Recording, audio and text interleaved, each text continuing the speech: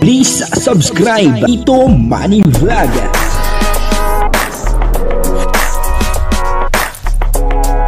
Payagan po si Tito Manny Vlog na mag-reactor para pambiling gamot sa kanya pong karamdaman. Wala man siyang records ng ng awayan.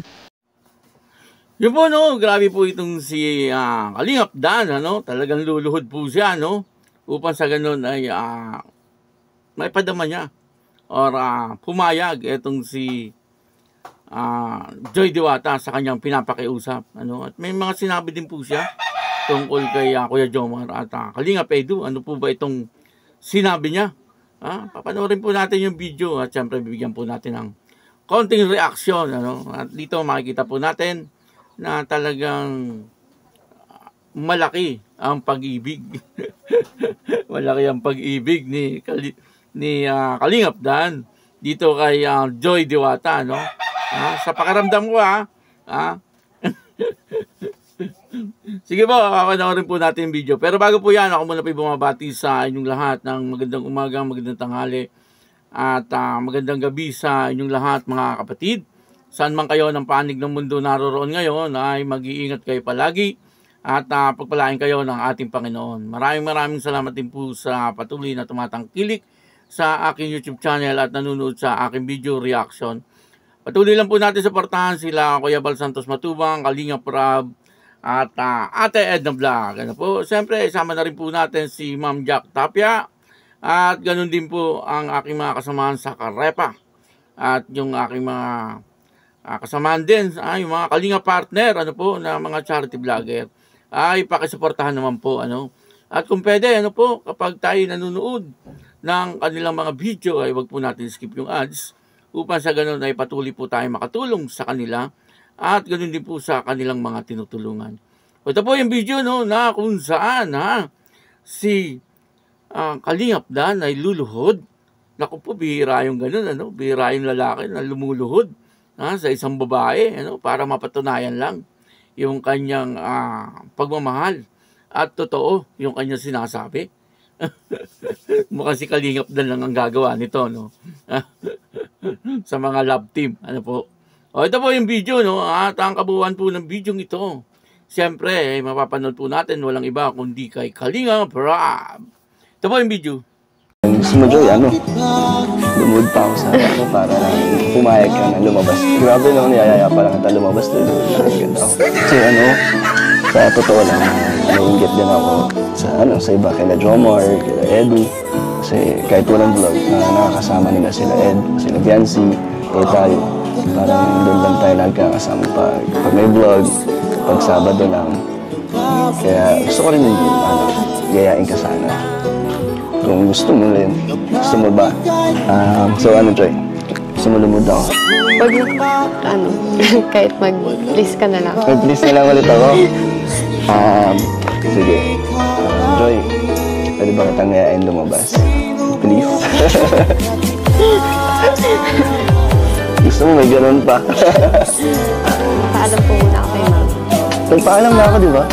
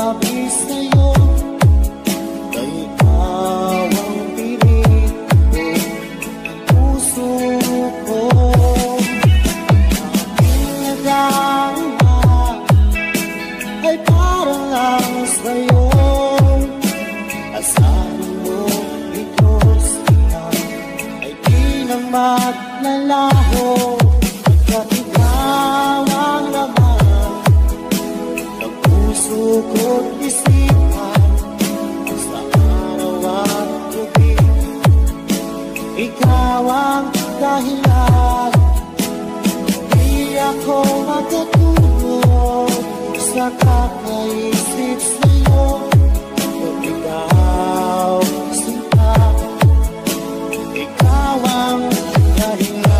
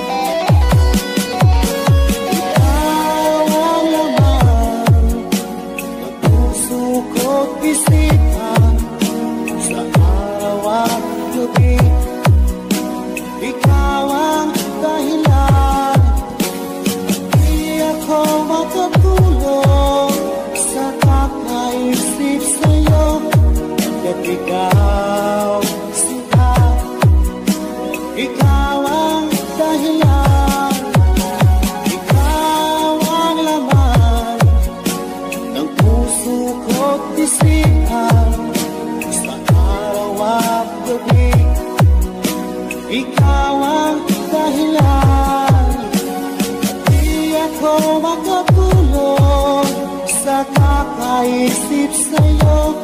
Kaya't ikaw sinta, ikaw ang mahal.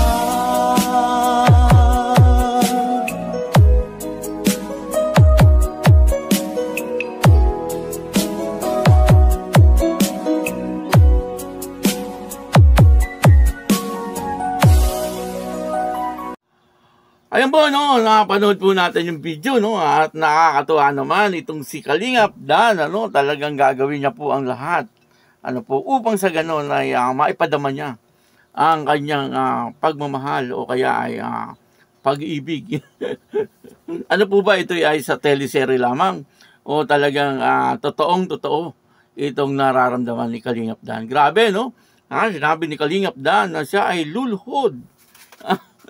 Bibihira po sa lalaki yung gano'n, ano? Na luluhod sa isang babae upang sa gano'n ay patunayan niya na malinis ang kanyang hangarin, ano po?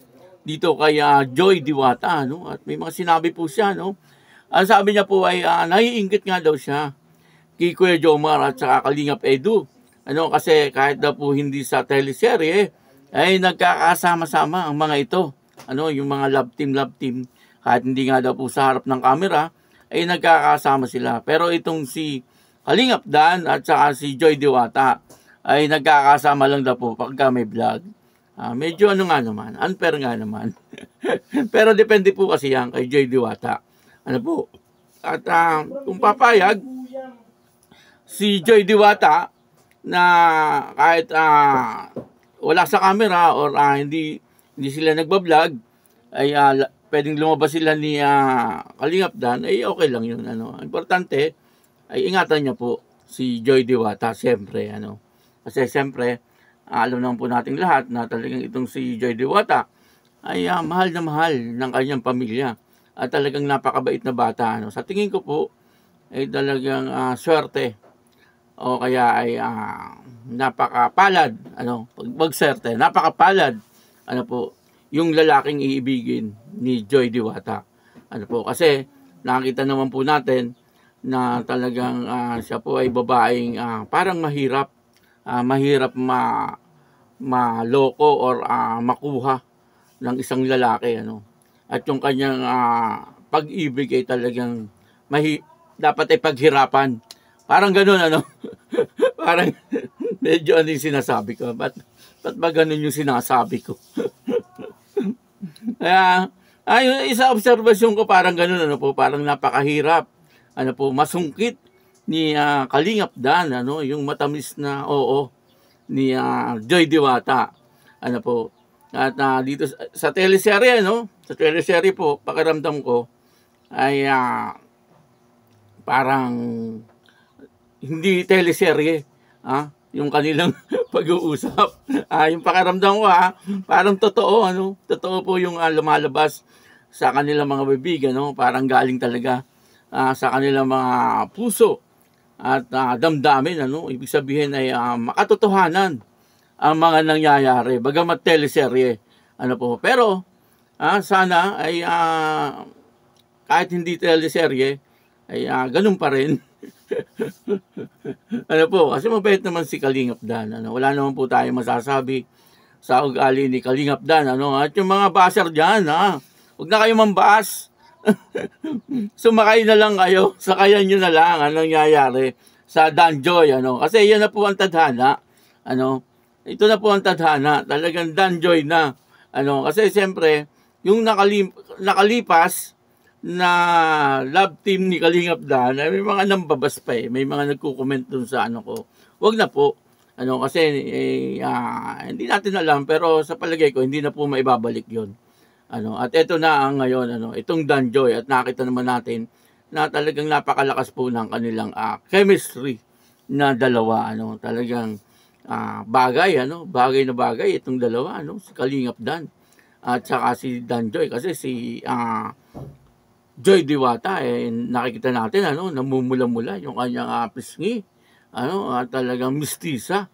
Ito naman si Kalingap Dan, talagang mistiso, makikita naman po natin.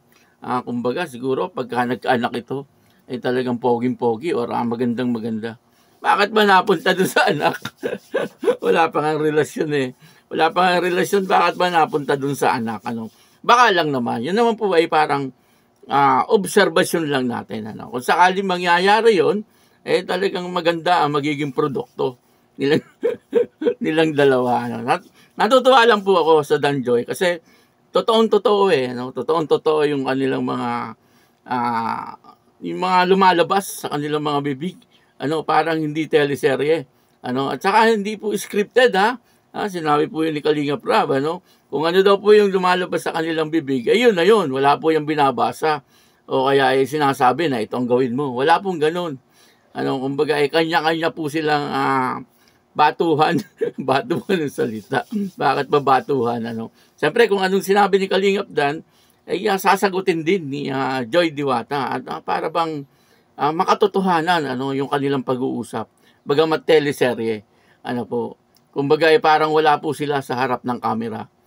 Sana lagi ko po sinasabi ito, na sana pag natapos itong teleserye ito, yung tunay na buhay nung dalawa ay talagang magkasama sila. Siguro tuwan-tuwa si Kuya Brooks.